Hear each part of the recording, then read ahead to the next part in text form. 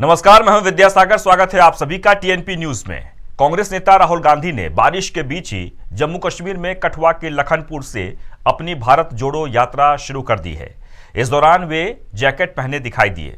दरअसल कन्याकुमारी से यात्रा शुरू करने से लेकर पंजाब, हिमाचल तक राहुल गांधी केवल टी शर्ट पहने दिखाई दिए। इसे लेकर वह काफी चर्चा में भी रहे थे। जानकारी के मुताबिक उनकी यात्रा जम्मू के लखनपुर से होते हुए कठुआ, हीरानगर, बनिहाल टनल होते हुए कश्मीर घाटी तक जाएगी।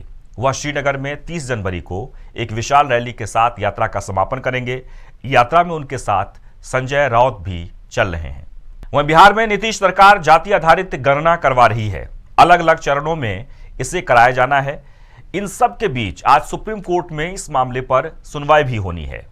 जाति आधारित गणना पर रोक लगाने की मांग की गई थी। इसके लिए सुप्रीम कोर्ट में 3 अलग अलग याचिका दायर की गई थी।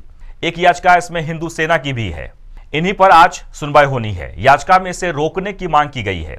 याचिका में बिहार सरकार के जातिगत गणना कराने के फैसले को देश की अखंडता को तोड़ने वाला बताया गया है। हिंदू सेना के अलावा एक याचिका बिहार के नालंदा जिले के रहने वाले एक सामाजिक कार्यकर्ता ने भी दायर की है।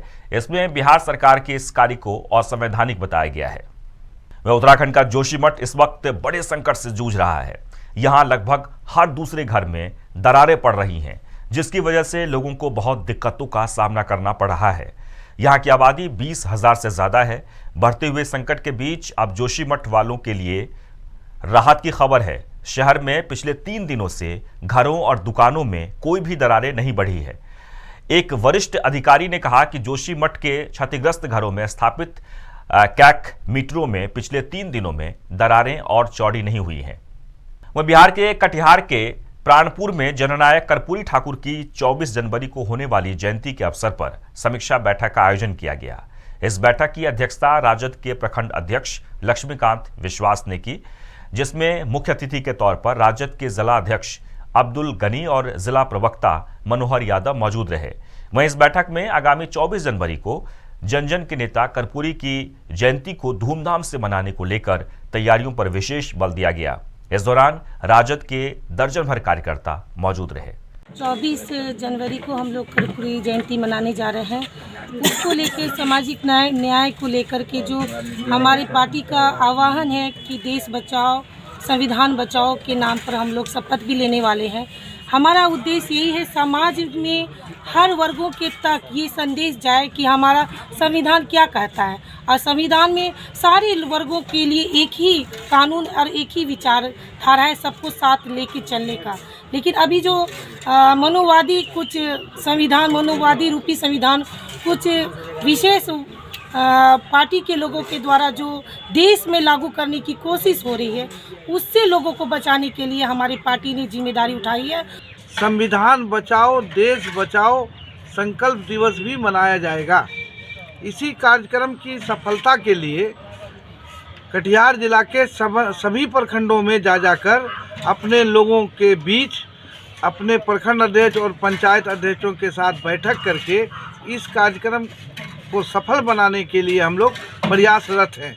जिस तरह देश में फिरकापरस्त ताकत और भाजपा के लोग छेड़छाड़ संविधान के साथ शुरू किए हैं, उसी के आलोक में अब हम लोग भी कमर कस लिए हैं कि इस देश में संविधान बचेगा तभी हम बचेंगे, यहाँ की जनता बचेगी।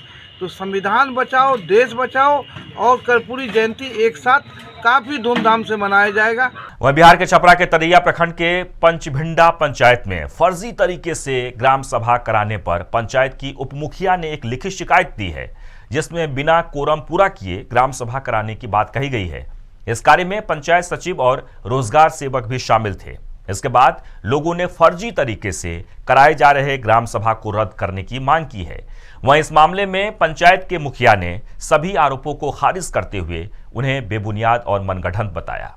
पूर्व मुखिया जी गलत प्रचार प्रसार करा के भीड़ को इकट्ठा कर लिए और जब भीड़ को इकट्ठा कर लिए तो भीड़ ने पिछले साल की योजनाओं पर चर्चा करना चालू किया तो मुखिया जी ये बोले कि पहले आप लोग अपना उपस्थिति दर्ज कराइए, रजिस्टर पर साइन कीजिए। रजिस्टर पर साइन ले लिए। उसके बाद ग्रामीणों ने जब सवाल जवाब करना शुरू किया, जब अफरा तफरी मच गई, ग्रामीणों पिछले साल का जो योजना था उसके बारे में पूछने लगे, तो भीड़ के कारण, अत्यधिक भीड़ के कारण अफरा तफरी मच गया और ग्राम सभा नहीं लग पाया।